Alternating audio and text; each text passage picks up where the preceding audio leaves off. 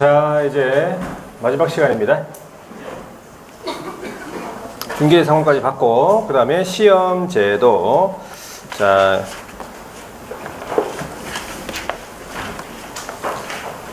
요약집에 보시면은 13페이지입니까? 자, 13페이지 공인중개사 제도에 대해서, 여기 이제 예전에는 한 2, 3년에 한 번씩 단독으로 물어봤었고,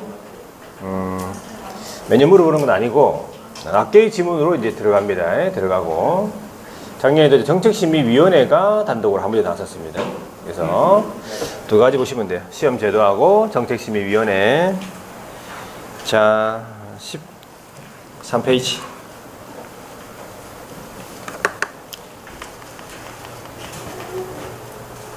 시험 제도에 관한 내용인데, 공인중개사가 누군지 아시죠? 공인중개사.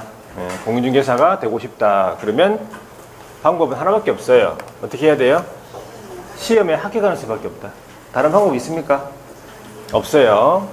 뭐 경력이 실무 경력이 10년이다. 그러면 합격. 그런 거 없어. 그런 거 있으면 그래도 뭐 10년 하면 공부 안 하고 그냥 합격하면 되는데 그런 방법도 없고, 면접 보면 뭐 합격해 준다. 그런 건 없어요. 예? 만약에 면접 보고 합격해 주면 여러분들 다 뭐야? 합격이죠. 합격이에요. 당연히 합격이죠. 일부 제외하고. 일부. 자. 하여튼 그런 방법이 없어요, 이제. 없어. 이제가 아니고, 없었어. 무조건 시험 체대입니다. 시험 체대. 그래서 공부 열심히 하자, 이 말이지. 자, 시험을 시행하는 기관이 어디냐. 시험 주체, 시험 시행자가 원칙 예외가 있어요. 원칙은 시도지사입니다. 그러니까 시도지사가 시행하는 시험 합격해야 된다 이렇게 돼 있어요. 그러니까 원칙은 시도지사. 그러면 각 시도마다 시험 문제가 다를 수 있어요. 그래서 전국적인 시험 수준 균형을 유지하기 위해서 국장이 예외적으로 시험을 시행할 수 있다. 직접 문제를 출제할 수 있다 이 말이지. 시험. 자, 그럴 때 국장이 시험을 시행할 때는 정책심의위원회가 있어요. 정책심의위원회의 사전 의결사항이네. 사전 의결사항. 미리 의결을 거쳐야 된다 이 말이겠네. 자, 뭐 시험은 당연히 원칙하고 예외를 바꿔서 물어볼 수 있어요. 이 두 사람, 시도지사하고 국장하고 합쳐가지고 뭐라 부릅니까? 이 두 사람 합쳐서 뭐라 부른다? 시험시행기관장 이래 불러요. 시험시행기관장. 아시겠죠? 시험시행기관장이란 단어가 나오면 국장이랑 시도지사가 들어있다. 그렇게 알아두셔야 돼요. 뭔가 생각나야 돼요. 자, 그래서 이것도 다 시험 지문에 나올 수 있으니까 기억하시고, 그 다음에 우리 시험의 응시 자격인데, 우리 시험의 응시 자격은 제한이 없습니다. 우리 법에 아무런 말이 없어요. 제한이 없어요. 자, 그래서 미성년자도 우리 시험 칠 수 있습니다. 미성년자도 시험 쳐가지고 공인중개사 될 수 있다 이 말이지. 그리고 결격 사유자도 원칙적으로 우리 시험 칠 수 있습니다. 공인중개사 될 수 있죠. 뭐 피성년 후견인, 피한정 후견인, 뭐 파산자 이런 사람들, 수용자 이런 사람들 다 시험 칠 수 있습니다. 외국인도 시험 칠 수 있겠죠. 외국인도 공인중개사가 될 수 있다는 거지. 그런데 이제 시험을 못 치는 사람, 응시 자격이 없는 사람이 두 사람이 있는데 첫 번째가 누굽니까? 부정행위자예요. 부정행위자 누군지 알죠? 그 시험은 뭐가 되느냐? 무효가 됩니다. 무효 처분이 되겠죠. 아무리 잘 쳐도 무효 되겠죠. 그리고 그 무효 처분이 있는 날로부터, 무효 처분이 있는 날로부터 5년간 시험을 못 칩니다. 5년 동안. 그러니까 5년도 바꿀 수 있겠죠. 3년으로. 그다음 바꿀 수 있는 부분이 요거예요. 처분일로부터잖아. 이걸 뭘로 바꾸겠습니까? 시험일. 아니죠? 네. 적발된 날로부터. 아니죠? 처분일의 다음 날부터. 아닙니다. 하여튼 처분일로부터입니다. 이런 것들을 다 조금 거의 기억하셔야 되고, 다른 데 가서 시험 멈추기 해야 되겠죠? 그래서 다른 시험 시행 기관장에게 어떻게 한다? 지체 없이 통보. 여기까지죠? 여기까지. 자, 부정행위자는 5년 동안 시험 멈추죠? 5년 동안 중개보조원으로 활동할 수 있습니까? 활동할 수 있죠? 그 이유는? 뭐라고 했어요? 5 곱하기?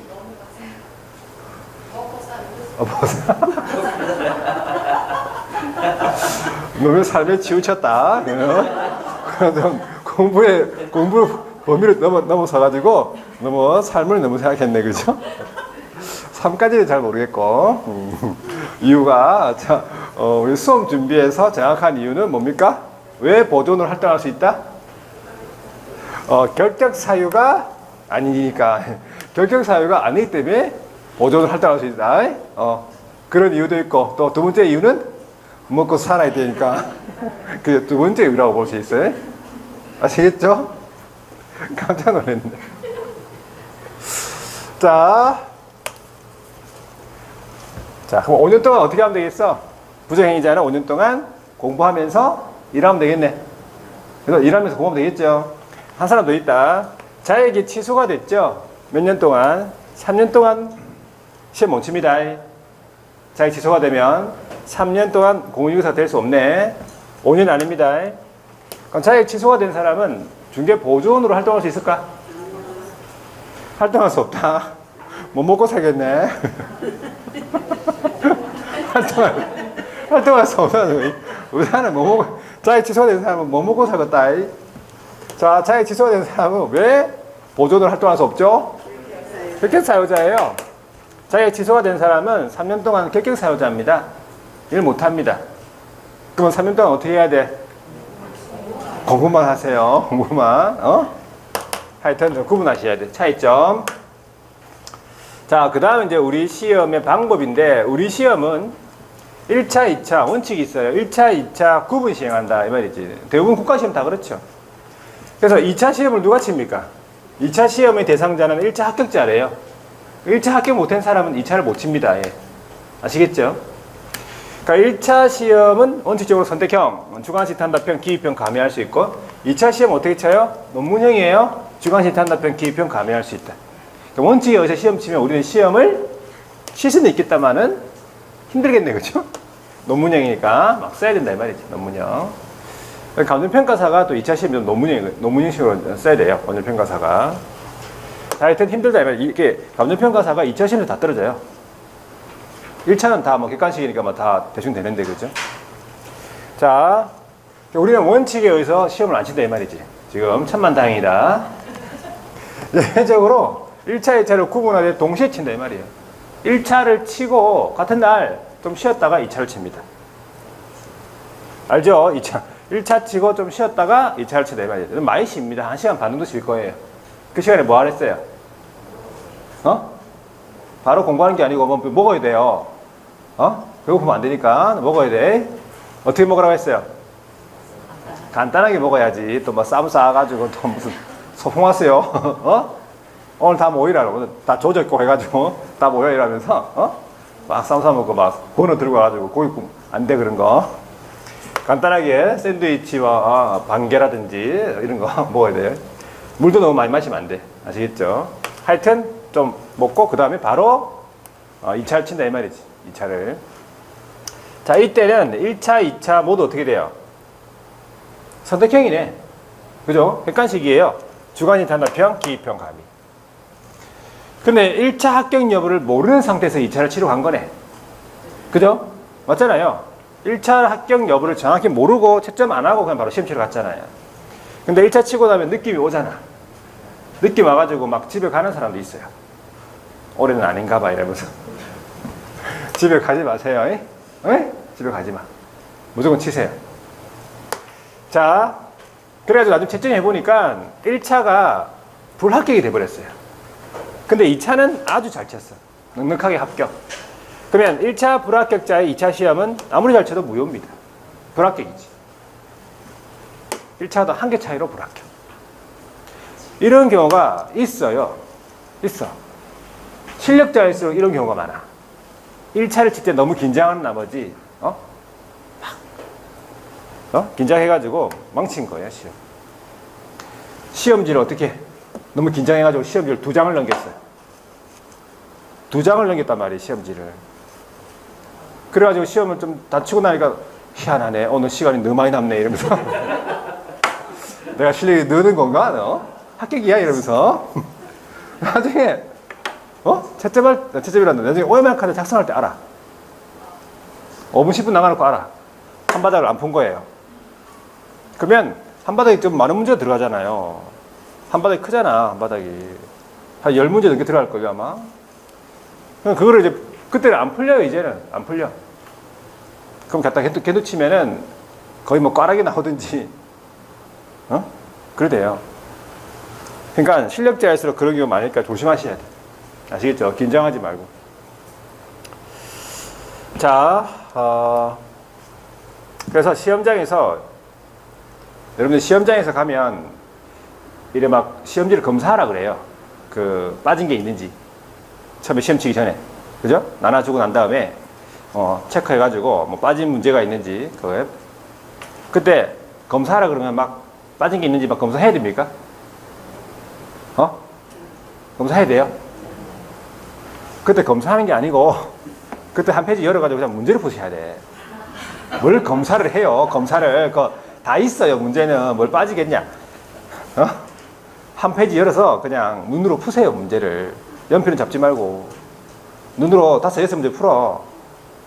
한 3분 정도 줄 거예요. 아마 풀으라고.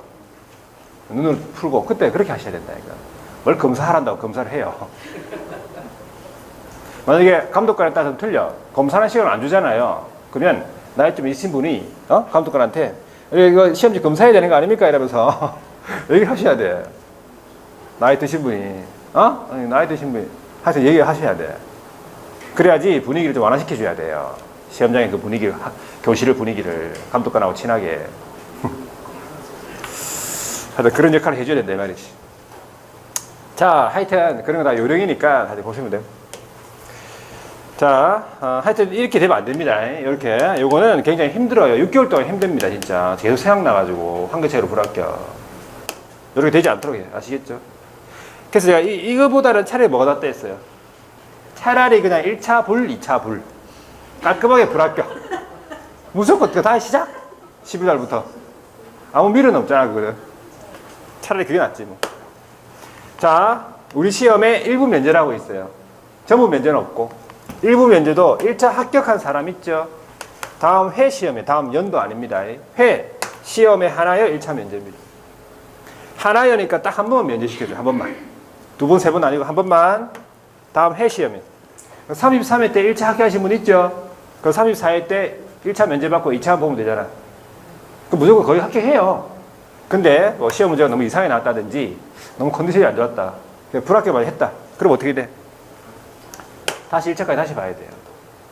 그 사람은 요 사람보다 더 힘들어. 요 사람은 6개월이죠? 요 사람은 내가 1년 안 나타날 수 있어요. 아예 안 나타납니다.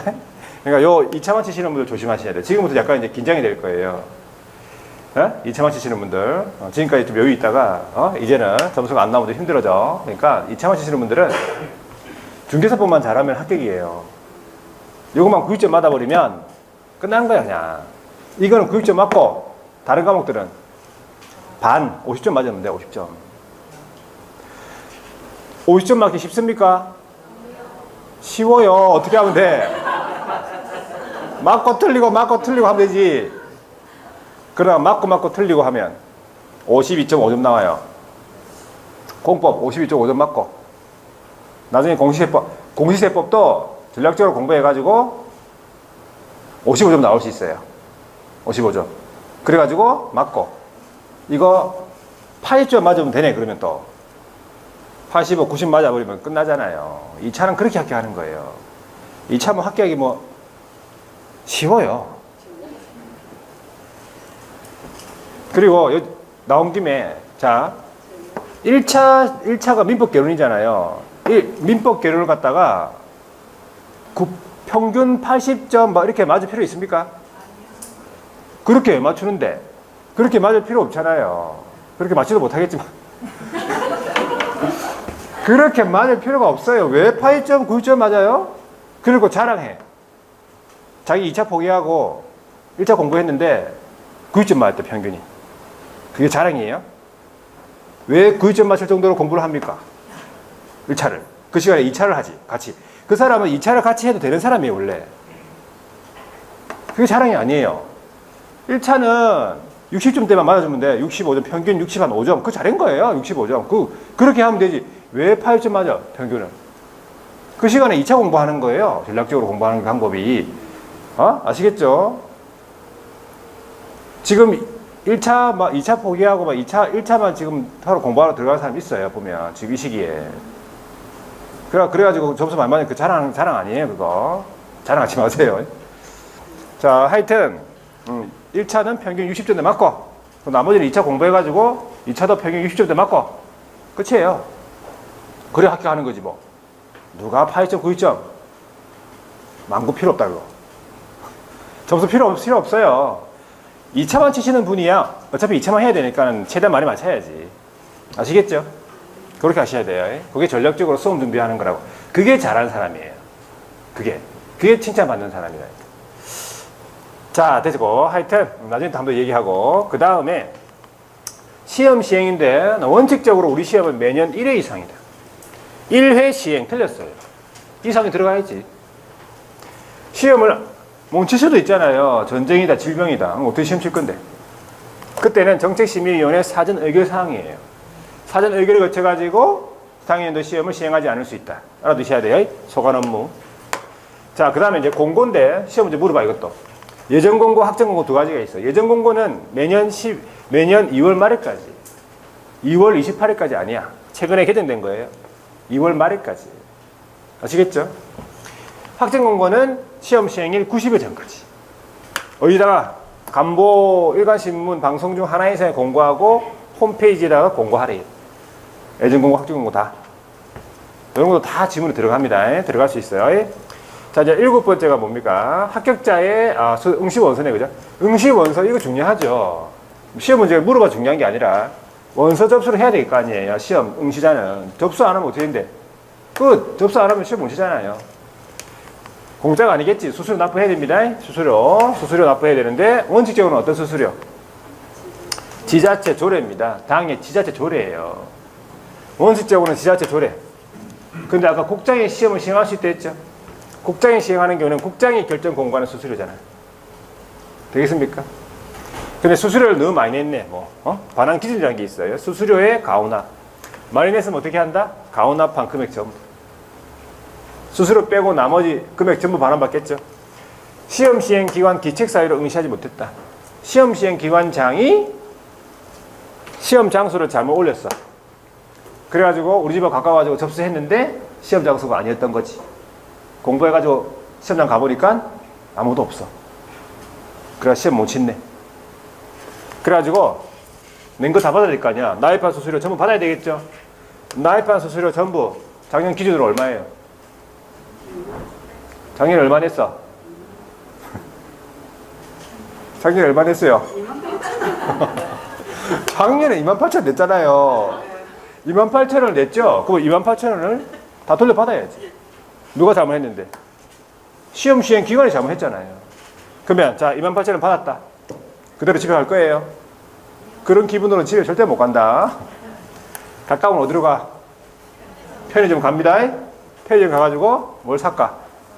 소주를 사요. 소주. 맥주 안 돼. 맥주는 즐기는 거야. 소주 사가지고 2,000원 주고 소주 사가지고 어떻게 원샷 때려. 조금씩 마시는 것도 즐기는 거예요. 원샷 때리고 난 다음에 2,000원 썼죠. 26,000원 남았죠. 26,000원 가지고 어디 갈까? 주유소 갑니다. 말통을 들고 기름 사러 가요. 기름 26,000원치 넣어주세요. 해가지고 기름 사가지고 이제 어디로 갈까? 학교로 간다. 학교를 안 가. 학교를 왜 가는데? 학교부터 잘못했는데. 학교로 가는 게 아니에요. 어디로 가? 산업인력공단 가요. 인력공단 가가지고 로비에서 어떻게 할까? 바로 부어. 붓고 난 다음에 나이타로 빨리 땡기고 나오세요. 천천히 땡기고 나왔다가 같이 죽을 수 있어요. 하여튼 기책 사유입니다. 시험 시행령. 이런 경우는 잘 없겠죠. 하여튼 나이판 수수료 전부. 자, 접수와 관련해 보세요. 접수와 관련해 가지고 접수 시작일이 있죠. 그다음 마감일이 있습니까? 시작일과 마감일 요 사이는 무슨 기간? 접수기간이에요. 접수기간 내에 취소했다면 접수 안 한 거랑 마찬가지지. 그러면 얼마를? 나입한 수수료 전부 반환받겠죠. 100%. 마감일의 다음 날부터 7일에 취소했다면, 요 사이에 취소했다면 60% 반환받습니다. 100분의 60. 8일째 되는 날부터 언제까지? 시험 시행일 10일 전까지 취소했죠. 10일 전까지예요. 취소했죠? 50% 반환받습니다. 요 이후에는 없어요, 반환이. 반환 기준 좀 알아두시고. 자, 그 다음에 합격자의 결정인데, 여기는 전략적으로 공부하는 방법이 여기 들어있어요. 합격자의 결제는 원칙적으로 1차, 2차 구분 채점해요. 1차 따로 채점, 2차 따로 채점. 자, 1차는 몇 과목? 2과목이잖아요. 민법 개론. 지금까지 공부해보니까 자기한테 맞는 거 찾았습니까? 찾았어요. 맞는 거. 맞는 걸 더 열심히 해야 돼요. 열심히 해가지고 점수를 보태줘야 돼요. 아시겠죠? 자, 2차 과목은 몇 과목? 3과목으로 생각하셔야 돼요. 2차 과목은 시험 칠 때 3과목이잖아요. 첫 번째 과목이 뭐예요? 공급이라고 해보지 또 왜? 다른 학원에 공급해가지고 바로 다 끄고 바로 집에 갔어요. 오늘 자습이에요 이러면서. 하여튼 중개사법이 1번부터 40번 나오고 그 다음에 사실 1번부터 80번까지가 공법. 같이 치잖아요. 같이. 100분 동안. 중개사법을 한 30분 만에 풀고 나머지 시간은 공급에 할애하고 그런 식으로 푸셔야 돼요. 자, 그 다음에 이제 공시세법. 한 과목이죠. 자, 공시세법은요, 아까 얘기했지만, 지적법하고 등기법하고 세 법으로 나뉘죠. 등기법 같은 경우에는 공부 좀 해보니까 조금 생각보다 성적이 잘 안 나오죠. 물론 다른 것도 잘 안 나오겠지만, 등기법이 잘 안 나오죠. 그러면 등기법은, 버려야 돼요. 그걸 계속 가져가면 안 돼. 안 되는 걸 계속 보면 안 돼요. 지적법은 무조건 해야 돼요. 지적법은 12문제 중에서 10개, 11개, 12개 맞춰줘야 돼요. 세법은 16개 중에서 8개, 9개, 10개 맞춰야 돼요. 그러면 합쳐가지고 20개를 맞아야 돼요. 지적법이랑 세법을 합쳐서 20개. 되죠? 20개. 거기다가 등기법을 갠돌 쳐가지고 2개를 맞아. 12개를 갠돌 치면 2개를 맞아. 그래가지고 55점 나와요. 55점 나왔죠? 공법은 맞고 틀리고 맞고 틀리고 해가지고 55점, 52.5점. 우리 거 80점 맞고 85점. 말 맞으면 90점 맞고. 합격이잖아요. 2차가. 그렇게 합격하라고. 그렇게. 아시겠죠? 자, 그래서 모두 합격이죠. 과목당 40 이상 평균 60. 이거 무슨 평가입니까? 절대평가지. 너나 나나 할 것이 다 합격이에요. 옆에 사람이 경쟁자가 아니에요. 아니지. 그죠? 학원 분위기가 좀 좋죠. 굉장히. 서로 나눠먹고 막. 그런데 선발 예정인원 공고. 사전 의결 거칩니다. 올해 2만 명 뽑겠다. 올해 2만 명을 뽑겠다? 그러면 2만 명 안에 내가 들어가야 됩니까? 들어가야죠. 그럼 옆에 사람은? 떨어져야 돼요.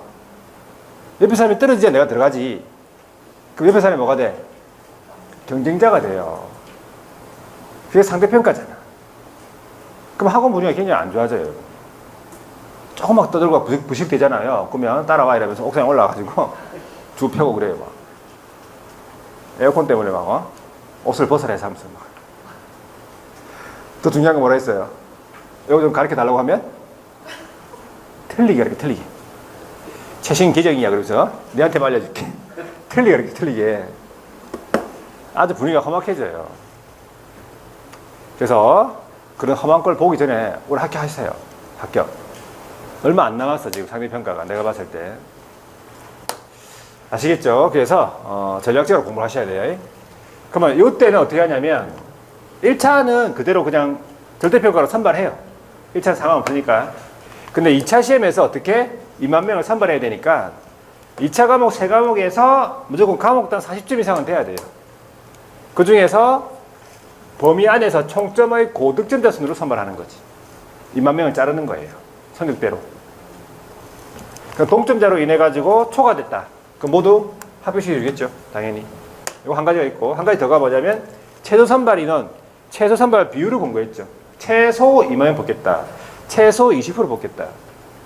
그럼 일단 원칙에 의해서 정책에 의해서 시험을 거치는 거고 원칙에 의해서 선발을 해요. 절대평가로 선발을 해. 2만 명을. 최소 2만 명을. 근데 모자랄 수 있단 말이에요. 5천 명이 미달됐다. 그러면 5천 명에 대해서 상대평가로 가는 거예요. 2차 과목에서 과목당 40점자 이상자 중에서 총점의 고득점을 순으로 선발합니다. 상대평가죠. 자, 그래서 합격자의 결제에 관한 내용, 여기 전략적으로 공부하셔야 돼. 버릴 건 버려 이 말이에요. 버릴 건 버리고. 자, 그 다음에 이제 합격자의 공고는 누가 합니까? 합격자의 공고는 시험 시행 기관장이 한댔잖아요. 시도의사가 아닙니다. 자격증 교부는 누가 합니까? 무조건 시도의사예요. 언제까지 교부할까? 결정 공고일로부터 1개월이네. 요걸 2개월로 나왔단 말이에요. 1개월이 됩니다. 교부대장에 기재하고. 자격증 재교부 신청은 누구한테 할까?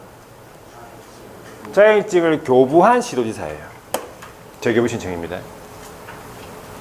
자, 되겠죠, 여기까지.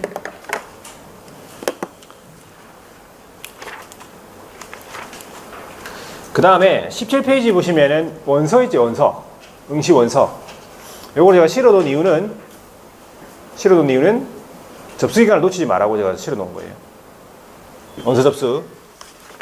자, 한 장 넘겨보세요. 자격증 부정 사용에 대한 제재. 자격증 부정 사용에 대한 제재. 여기에서 제 7조에 보니까 자격증 대여등 금지라는 게 있죠. 여기에서 신설된 게 있어요. 신설된 게. 새롭게 신설된 게 있어요. 신설된 게. 자, 일단은 1항, 2항이 있죠. 거기.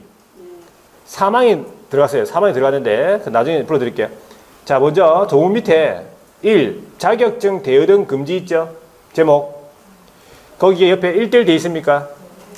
이 자격증 대여등 금지에 해당하는 행위는 형벌로서 전부 1대1입니다. 아시죠? 자, 공인중개사는 다른 사람에게 자기의 성명을 사용해서 중개 업무를 하게 하거나 시켰죠? 그 다음에 자격증 자체를 양도 또는 대여해서는 안 된다. 이 세 사람이죠. 하게 한 사람, 양도한 사람, 대여한 사람 다 1대1입니까?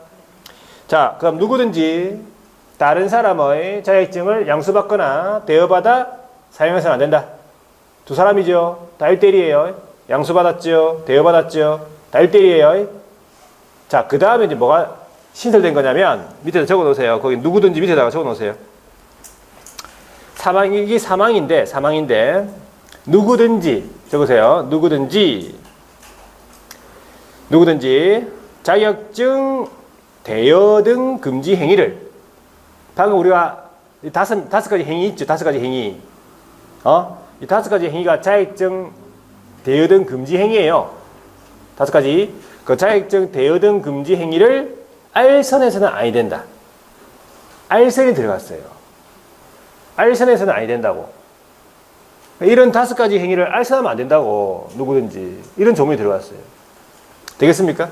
누구든지 자격증 대여등 금지 행위를 알선해서는 안 된다고. 그럼 만약에 알선했다. 그러면 위반했죠? 그러면 어떻게? 1대1입니다. 1대1이에요. 알선해서는 안 된다. 알선했으면 1대1이에요. 저는 알선자가 포함되는 거지. 쉽게 얘기하면. 자, 이런 게 신호됐고, 알선 계속 하다 보니까. 자, 2번 보세요. 그 밑에 유사명칭 사용 금지입니까? 1대1이네. 사칭. 공인중개사가 아닌 자는 공인중개사 또는 이와 유사한 명칭 사용하면 안 되겠죠. 사칭이에요. 자, 그 다음에 그 밑에 보세요. 관련 제재 해가지고 자격 취소 나오죠. 자격 취소. 이 자격 취소가 개정이 됐어요. 개정. 자, 보세요. 자격 취소.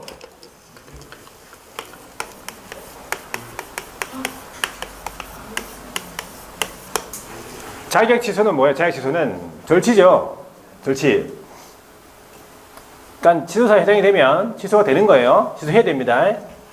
자, 요거 어떻게 암기했어? 부양지역이죠. 근데 요게 부양지역이 아니고 부양지금. 부양 언제? 부양지금 하라고. 부양지금 막 요걸 여기 아니고 뭐라고? 부양지금. 바뀌었어요? 금쟁이 아니고 마음으로 생각하지 마세요. 부양지급으로 바뀌었어요. 부양 언제?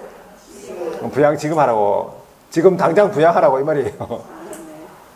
아시겠죠? 자, 보세요.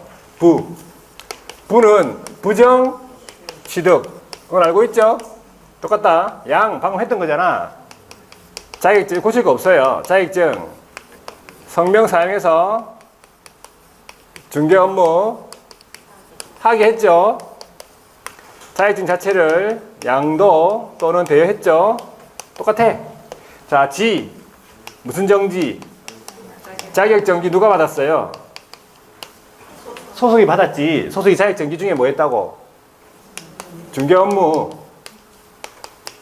또는 이중소속, 정지 중에 이중소속, 그럼 취소. 이거 똑같죠? 자, 여기서 보세요. 이제 금이잖아. 자, 원래는 입업 플러스 징역이잖아요. 근데 이게 개정이 돼가지고 입업 또는 해가지고 공인중개사, 입업 또는 공인중개사의 직무와 관련하여 들어갔어요. 직무와 관련하여 형법, 형법이 들어가서 갑자기 형법상에 우리 규정이 아니고 이제 우리 규정 없고 형법상에 자, 몇 가지 조문이 있어요. 몇 가지 조문인데 해당되는 조문이 그것까지는 좀 기억할 필요는 없는데 일단은 범죄단체 조직, 그러니까 형법에 따른 범죄단체 조직이나 사문서 위조 변조의 행사, 뭐 사기, 배임, 횡령 이런 관련 규정이 있어요. 요와 관련해가지고 위반해가지고 형법상 위반해가지고 금고 이상 형 선고받은 경우예요. 그래서 금고가 나온 거예요. 금고. 그래서 금이 나온 거예요. 여기에 물론 집행유예 포함이에요. 집행유예 포함. 집행유예 받은 것도 포함된다 이 말이겠지. 집행유예 어차피 징역이니까. 금고 이상이라고 하면 여러분 알잖아. 금고 이상이라고 하면 징역 들어가잖아. 그러니까 더 강화된 거예요. 아시겠죠? 그러니까 입업 금고 이상 이런 말이지. 입업 금고 이상 형. 그죠? 그리고 공인중개사 직무와 관련해가지고 형법상에 방금 제가 얘기했던 범죄단체 조직 관련해서 그다음에 사문서 위조 변조 그다음에 그 사문서 위조 변조에 대한 행사와 관련해가지고 그다음에 사기, 횡령, 배임 이런 내용들이에요. 이거를 여러분들이 이제 차츰차츰 또 얘기할 거니까 이런 거와 관련해가지고 거기 관련 규정된 내용을 위반한 거야. 직무와 관련해가지고 사문서로 위조도 많이 하고 많이 하니까 횡령도 하고 그러니까 이렇게 들어간 거예요. 금고 이상의 형을 선고받았다. 그러면 집행유예 포함해가지고 자격 취소된다 이 말이지. 그럼 이 공인중개사가 개업을 나가는 거예요? 아니면 그냥 공인중개사로 해야 돼. 공인중개사라면 뭐 개업도 있고 소속도 있고 있잖아. 그렇게 봐야죠. 공인중개사라고 했으니까. 아시겠죠? 직무와 관련해가지고 이렇게 했다. 그러면은 뭐가 된다고? 자기 취소가 돼요. 그러니까 더 강화된 거지. 맞죠? 그래서 이거 개정됐으니까 알아두세요. 부양 언제? 부양 지금 하라고 지금. 부양 지금. 자꾸 뭐가 바뀌어가지고 안 기쁘네 지금. 부양 지금. 기존에 대해서 추가된 거 없죠? 추가된 게 아니고 개정된 거지. 이거 징역은 없어지고 이거는 징역에다가 입법에 따른 그러니까 입법 징역이 이걸로 개정된 거예요. 아니 바뀐 거지. 근데 징역이 포함되잖아요. 이 금고 이상이라고 하면. 맞죠? 더 강화된 거죠? 금고 이상이면 징역 금고잖아. 그러니까 포함이 된 거야. 더 넓어진 거지 범위가. 맞죠? 되겠습니까? 이거? 네. 자, 그래서 하여튼 자격 취소에 관한 내용 안기법이 부양 지금. 부양 언제? 지금 하고. 자, 오른쪽에 판례 그리고 판례 19페이지. 자, 관련 판례가 1번 무자격자가 작성한 거래계약서에 공인중개사가 자신의 인감만 나열하는 방법으로 업무를 수행하는 형식만 갖췄네. 그러니까 무자격자가 일은 다 하고 공인중개사가 도장만 찍었네. 이건 뭐예요? 이건 대여지. 그러니까 무자격자가 일을 했잖아요. 대여입니다. 아시겠죠? 자, 2번.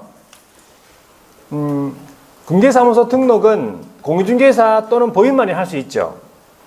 그러니까 중개사무소 대표자를 가리키는 명칭 같으면 일반인으로 하여금 그 명칭을 사용하는 자를 자격증이 있는 것 같다 오인한단 말이죠. 그래서 중개보조원이 자기 명함에다가 땡땡 공인중개사 사무소 대표라고 적었다. 그러면 이거는 유사명칭에 해당한다는 판례예요. 일반인이 봤을 때 아니 자격증이 있는 것 같다고 판단하거든. 자, 그 다음에 정책심의위원회 볼게요. 자, 정책심의위원회는 단독으로 한 문제 물어봤었어요, 작년에도. 자, 어디에? 국토교통부에. 자, 공인중개사 업무에 관한 사항 심의하기 위하여 정책심의위원회를 둘 수 있다. 둘 수 있네. 둘 수 있단 말은 임의기관이다. 필수 기관이 아니라는 거죠. 자, 심의사항으로서 작년에 물어봤었어요. 전부 이렇게 물어봤죠, 전부 다. 자, 심의사항은 순서대로 기억합니다. 심의사항은 우리가 시험을 칠 거 아니야.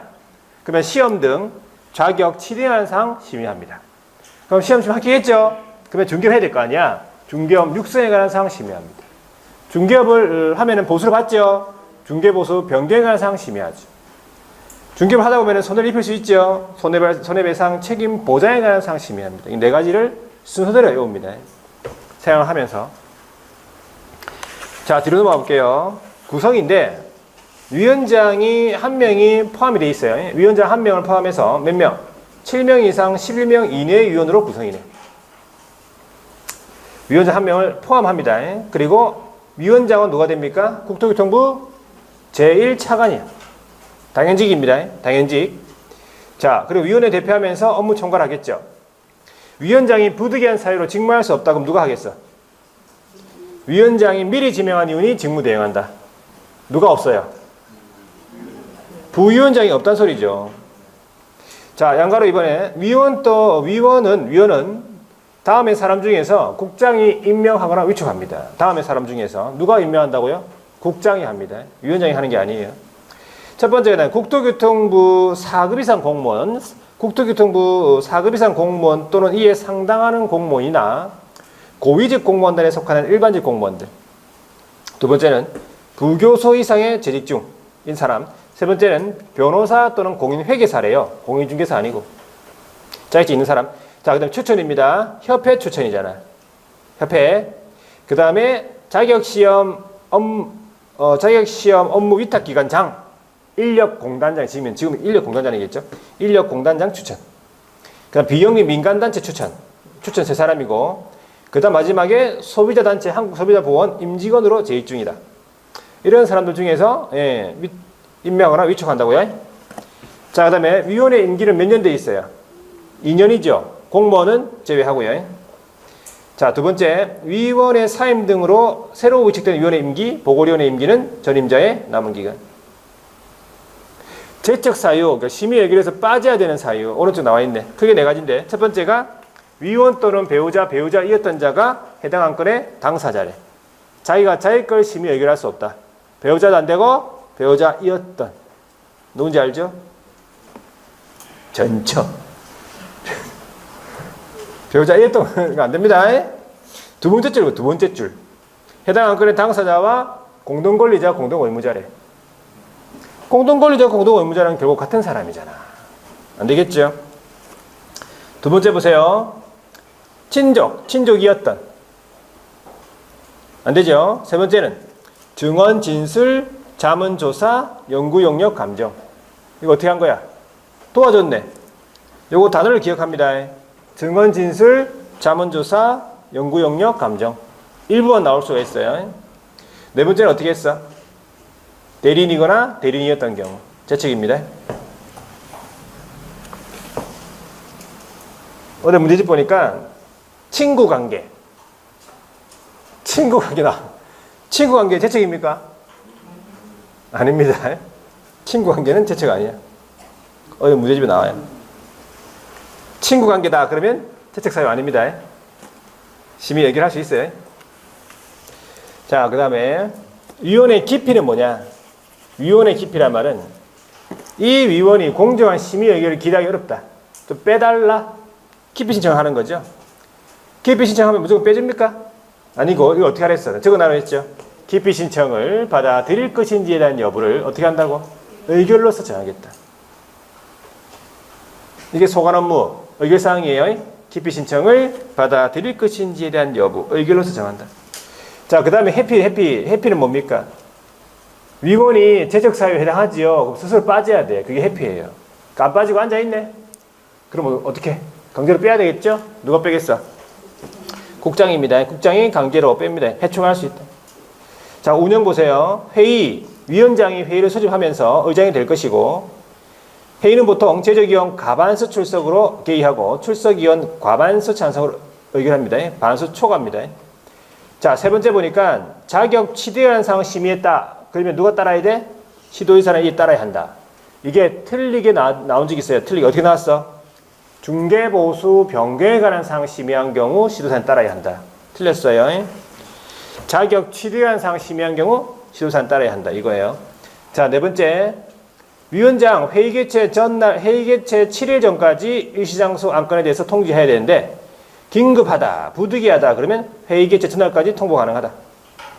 자, 5번 위원장이 필요한 경우에 관계 전문가를 출석하게 해가지고 의견 청취, 의견 제출 요청할 수 있고, 간사, 사무를 처리한 간사 한 명은 둡니다.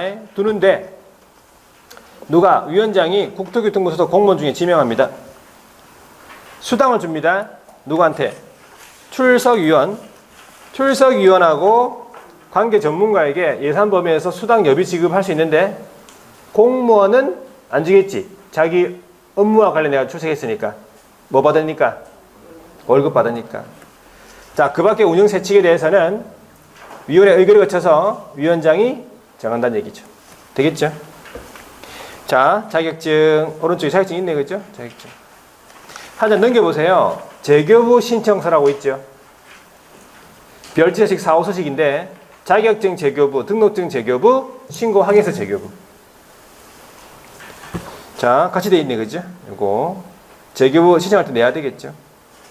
자, 여기까지 보고 문제를 한번 풀어볼게요. 22페이지 정책심의위원회부터 먼저 나왔네. 1번에 정책심의위원회 설명으로 틀린 건데 1번 국토교통부에 심의위원회 둘 수 있다. 맞네. 임의기간 둘 수 있는 거 맞죠? 자, 이번에 심의위원회는 위원장 1명을 포함하여 7명 이상 11명 이내의 위원으로 구성됐고, 3번에 위원은 국토교통부 장관이 임명하거나 위촉합니다. 4번에 위원장인 부득이한 사유로 직무할 수 없으면 어떻게 안 됐어? 부위원장이 없댔잖아. 위원장이 미리 지명한 위원이 그 직무 대행한다고요. 맞죠? 그래서 4번이 틀렸네. 그지? 부위원장이 없어요. 5번에 변호사, 공인회계사, 자격이 있는 사람. 아까 위원 될 수 있겠죠? 아까 있었잖아. 공인중개사 아니라고 했잖아요. 공인회계사 맞아. 2번 보세요. 위원회에 대한 설명인데 옳은 것을 모두 고른 거예요. 기억. 위원장은 국토교통부 장관. 누구예요? 위원장은? 국토교통부 제일 차관이지. 당연직으로 하잖아요. 당연직. 니은 위원회 임기는요. 공무원 빼고 2년입니다. 맞네. 디귿. 본인이 퇴직사유에 해당하게 되면 어떻게 해? 스스로 회피해야 되죠? 맞네. 리얼. 위원장이 회의 소집하려면 원칙적으로 회의 개최 7일 전까지라고. 7일 전까지겠죠? 일시장소 안건 통보해야 되는데 긴급이다, 부득이하다 그러면 회의 개최 전날까지 통보 가능하다. 자, 오른쪽에요. 3번입니까? 심의 사항 아닌 것 1번. 시험 등 자격 취득하는 사항. 맞죠? 중개업 육성. 맞죠? 중개보수 변경. 맞고. 시험 출제위원 임명 위촉. 이거는 심의사항이 아니겠네. 손해배상 책임 보장. 맞죠? 심의사항, 심의 의결사항 기억하고. 자, 4번에 심의위원회 틀린 것 1번. 위원회 사임 등으로 새로 위촉된 보궐위원회 임기는 전임자의 남은 기간. 이번에 심의위원회 위원이 해당 안건에 대하여 연구 용역 감정, 자문. 이거 있었습니까? 이거? 증언, 진술, 자문, 조사, 연구, 용역, 감정 있었잖아요. 재척 사유죠? 3번 위원이 재척 사유에 해당함을도 불구하고 회피하지 아니하면 국장이 해촉할 수 있다. 4번 심의위원회 회의는 제재기원 과반수 출석으로 개의하고 출석경 과반수 찬성으로 의결. 5번에 심의위원회에서 중개보수 변경에 관한 사항 심의한 경우 시도사항 따라야 한다? 틀렸네. 어떤 경우 따라야 한다? 자격 취득, 시험 등 자격 취득한 사항 심의한 경우 시도사항 따라야 한다. 자, 5번에요. 정책심의위원회 틀린 것은 1번에 위원 또는 그 배우자이었던 자가 해당 안건의 당사자래. 그럼 재책이지 뭐. 2번 심의위원회에 출석한 위원 또는 관계 전문가에게 자, 공무원 제외하고 예산 범위에서 수당료비 지급할 수 있다 했고 3번 위원회 운영 등 그 밖에 어떤 운영 세칙에 대해서 위원회 의결을 거쳐 위원장이 정한다 했어요. 5번에 한국소비자보호원 임직원의 재직 중에 있는 사람 위원 될 수 있다 했잖아. 될 수 없다. 틀렸네. 5번에 심의위원회에서 사무 처리할 간사 한 명을 두는데 위원장이 국토교통부서 공무원 중에 지명한다 했어요. 6번입니다. 심의위원회 옳은 것은 모두 고른 거. 기억. 위원회는 중개보수 변경에 관한 사항 심의. 심의사항 들어가 있었죠. 니은 위원회 위원장 1명 포함하여 7명 이상 12명 이내의 위원으로 구성됐고 그리고 위원장이 누가 되겠어? 국토교통부 제일 차관 되겠죠? 틀렸네. 리을 위원장이 부득이한 사유로 직무할 수 없다. 누가 합니까? 위원장이 미리 지명한 직무 대행한다 했잖아요. 호선된 자가 아니라고. 이 호선이란 말은 자기들끼리 선거하는 거예요. 자기들끼리 중에서 선거가 뽑는 거야. 그게 호선이에요. 자, 여기까지 정책심의위원회. 자, 오른쪽에 이제 시험제도. 7번입니까? 자격시험에 대해서 옳은 것은 1번에 시험의 원칙적인 시험 시행 기관은 누구? 시도지사잖아, 시도지사. 틀렸고. 2번에 2020년 10월 24일 부정행위 처분을 받았네. 23년 10월 23일까지 응시할 수 없습니까? 25년까지 가야지. 5년이니까. 25년 10월 23일까지 응시하지 못하겠네. 그렇겠죠? 3번에 미성년자 같으면 시험에 응시할 수 없다? 있죠. 미성년자 응시할 수 있습니다. 공인중개사 될 수 있어요. 일은 안 시켜주지. 자, 4번에 파산자 같으면 공인중개사가 될 수 있고 소속은 될 수 소속. 파산자가 소속이 될 수 있습니까? 파산자는 소속이 될 수 없다. 왜? 결격사유자예요. 공인중개사는 될 수 있을 거 아니야. 파산자. 근데 소속은 될 수 없습니다. 자, 5번에요. 시험 과목, 항법, 이거 면제 그 밖에 이거 사항 필요한 경우에 국토교통부령을 정한다. 대통령령으로 정한다. 잘 모르겠죠? 몰라도 돼요. 이걸 보통 답으로 잘 안 돼. 본고사에서도. 이런 문제 잘 안 내요, 사실. 자, 그래서 자, 대통령을 정한다. 일단 보시고. 그 다음에 8번입니까? 시험에 응시할 수 없는 자, 시험 못 치는 사람이요. 기억. 대한민국 국적이 없는 자. 이거 외국인인데 시험 칠 수 있잖아. 니은 자격 취소 처분을 받고 3년 경과되지 아니한 자는 이거 시험 못 치네. 못 치잖아. 디귿. 공인중개사 자격 시험에서 부정행위 처분 안 해. 처분을 받고 몇 년? 5년 경과되지 아니한 자. 시험 못 치죠? 자, 리얼 공인중개사법 위반해가지고 300만 원 이상의 벌금형을 받고 3년이 경과되지 아니한 자는 시험 칠 수 있습니까? 시험 칠 수 있냐고? 이 법 위반해가지고 300만 원 이상 벌금 받은 사람, 3년 경과되지 않은 사람 시험 칠 수 있냐고? 있죠. 시험 칠 수 있잖아. 이 사람 누구예요? 결격 사유자예요. 결격 사유자라서 일단은 시험은 칠 수 있어요, 이 사람. 근데 일은 안 되지. 시험은 칠 수 있잖아요. 칠 수 있습니다. 결격 사유자 중에서 시험 못 치는 사람 또 한 사람 있잖아. 누구? 자격 취소. 플러스 3년. 결격 사유 중에서 자격 취소된 사람만 4년 동안 시험 못 친다고요. 나머지 결격 사유들은 다 3년, 결격 사유는 시험 칠 수 있어요.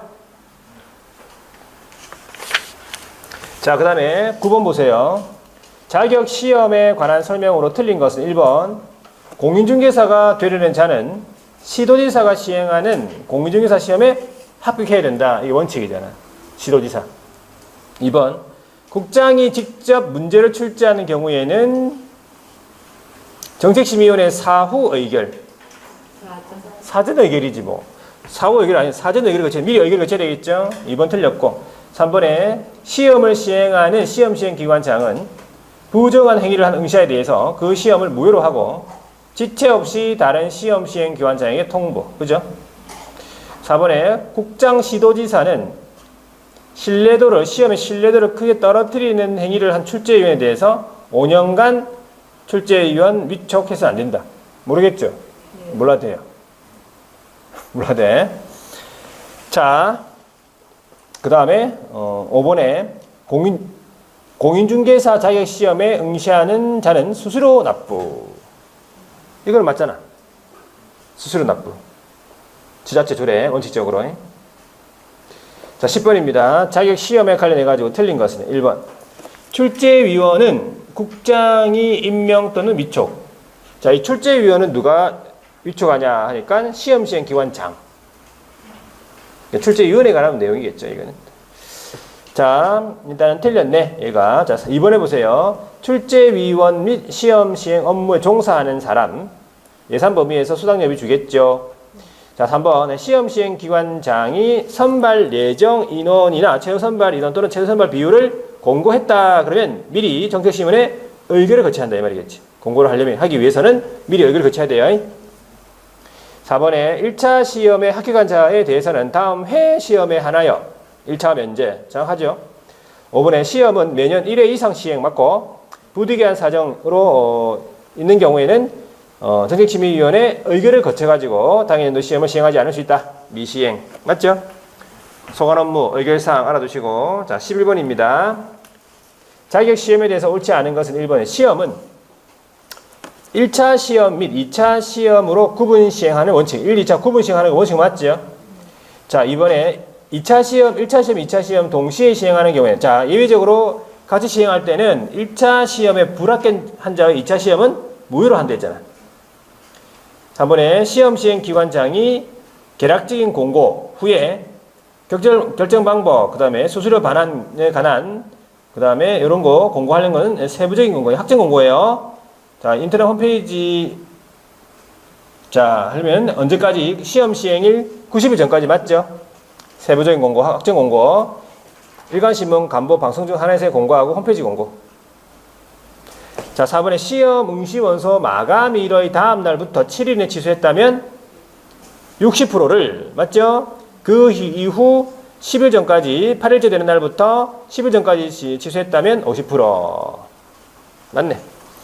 자, 5번에 국장은 시험 합격자의 결정 공고일로부터 2개월 이내에 자격증 교부. 자격증 교부 누가 합니까? 시도지사. 언제까지? 결정 공고일로부터 1개월 이내. 자, 12번입니다. 옳은 것을 모두 고른 건데, 기억. 자격증 교부대장 같으면 전자적인 처리가 불가능한 특별한 경우를 제외하고는 전자적인 처리가 가능한 방법으로 한다 이 말이에요. 다 컴퓨터로 관리하겠죠.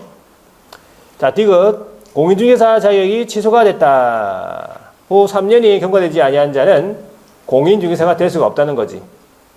맞네, 그지? 자, 디귿. 개업공인중개사가 자격증을 분실하거나 못 쓰게 됐다. 그러면 개업이 자격증을 분실하거나 못 쓰게 됐다. 그럼 누구한테 재교부 신청? 자격증 교부 시도사예요. 사무소 관할이 아니고. 아시겠죠? 재교부 신청은 리얼 공인중개사라도 중개업을 용이하지 않는 경우에는 공인중개사라는 명칭을 사용할 수 없다? 공인중개사면 공인중개사죠. 그죠? 일을 안 해도 자격증이 있으면 다 공인중개사예요. 자, 미역. 공인중개사는 언제든지 개설 등록을 하지 않고도 중개업을 영위할 수 있다? 아니지. 공인중개사가 등록을 해야 중개업을 영위하죠. 몇 개? 2개.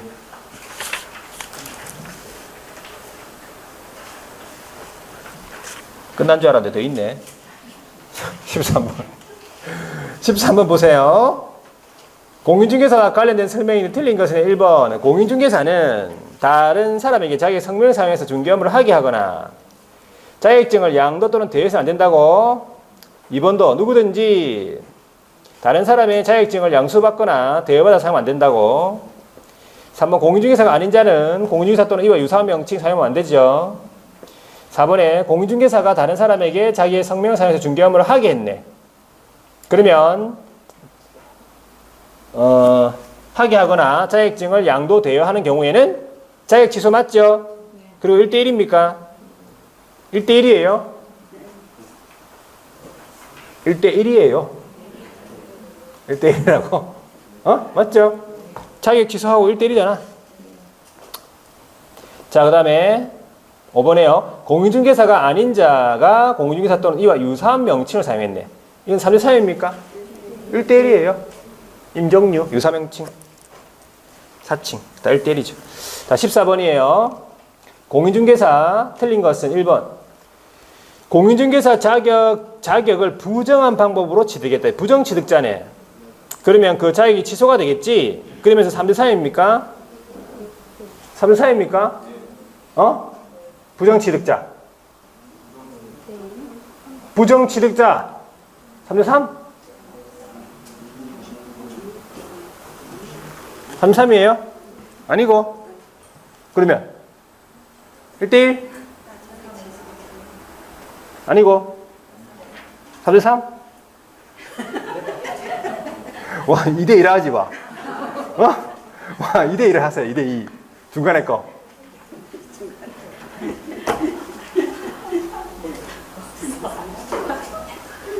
그럼 2대2인가? 자, 헷갈리면 안 돼. 부정취득자는요, 여러분들, 행정형벌이 없어요. 1대1도 아니고, 3대3도 아니야. 뭐랑 헷갈려? 부정등록자랑 헷갈려.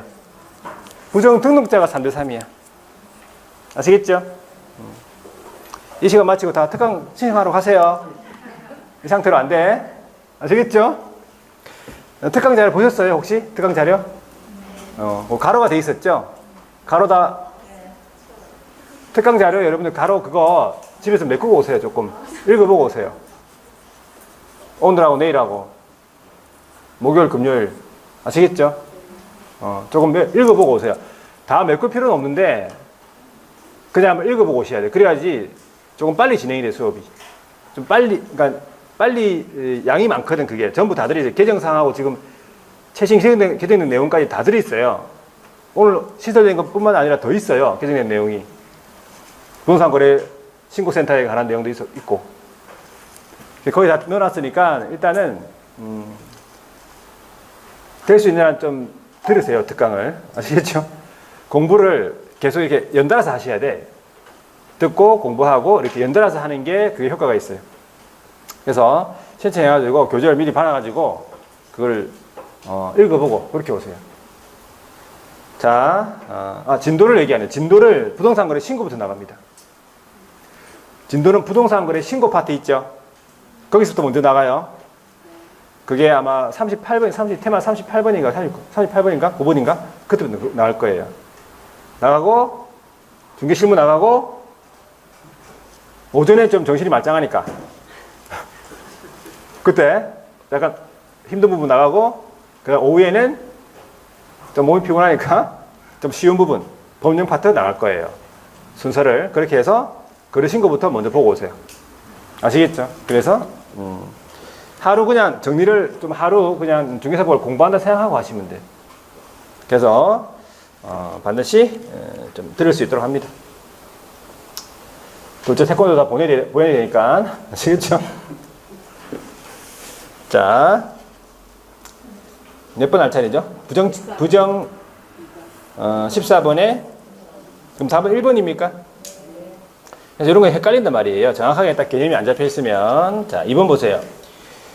자격증 대여란 뭐냐? 이것도 잘 물어보는 질문이야. 판례인데 다른 사람이 그 자격증을 이용해서 공인중개사로 행세하면서 공인중개사의 업무를 행하는 것을 알면서도 그 자격증 자체를 빌려주는 것을 말합니다. 그걸 대여라고 하는 거지. 그리고 3번에 보세요. 공인중개사가 스스로 몇 건의 중개 업무를 직접 했어요. 한 바 있다 하더라도 적어도 무자격자가 성사시킨 거래에 관해서는 무자격자가 작성한 계약서, 이 말은 무슨 말이야? 무자격자가 일을 했네, 중개 업무를, 이 말이에요. 자신의 인감만 날인했다. 이 공인중개사가 자신의 도장만 찍었다, 이 말이지. 그거는 자, 공인중개사가 업무를 수행하는 형식만 갖췄죠. 그건 자격증 대여에 해당한다는 판례지. 무자격자가 일을 했으니까. 자, 4번에요. 공인중개사가 아닌 자는 공인중개사 또는 이와 유사한 명칭, 뭐 명함, 간판, 출판물 사용하면 안 되겠죠. 5번에 공인중개사 자격증의 양도 대여 행위는 유상으로 행해진 경우뿐만 아니라 무상으로 행해진 경우도 처벌 가능하지요. 유무상 불문하고 대여하면 안 됩니다. 자, 오른쪽에 15번에요. 자격증 등에 대해서 옳은 것은 1번 공인중개사 자격증은 특정 업무를 위하여 일시적으로 대여됩니까? 안 되고, 이번에 무자격자인 을이 공인중개사 갑의 명의의 사무소의 동업 형식으로 중개 업무를 한 경우, 했다고 적어놨는데 중개업을 했으니까 이건 뭐가 되겠어? 대여에 대여. 그래서 형사처벌의 대상이 된다 이 말이겠지. 1대1을 받겠죠 뭐. 대여한 거랑 마찬가지겠네, 그지? 업무를 했으니까. 자, 그 다음에 3번에 자격증 대여받은 자가 임대차 중개를 의뢰한 자와 직접 거래 당사자로서 임대차 계약을 체결했다면 이건 중개 행위에 해당한다. 중개해준 건 아니잖아. 직접 거래한 거지. 틀렸네. 4번에 무자격자가 공인중개사의 업무를 수행하였는지 여부는 어떻게 판단하느냐. 실질적으로 무자격자가 공인중개사의 명의를 사용해서 업무를 수행하였는지 여부에 상관없이 아니에요. 여부에 따라 판단해요. 실질적으로 업무를 수행했는지 여부에 따라 판단한다. 이렇게 나와야 돼. 여부에 상관없는 게 아니고. 뭐에 상관없이 외관상 공인중개사가 직접 업무를 수행하는 형식을 취하는지 여부에 상관없이 이렇게 돼야 돼. 순서가 앞뒤가 바뀌었어요. 아시겠죠?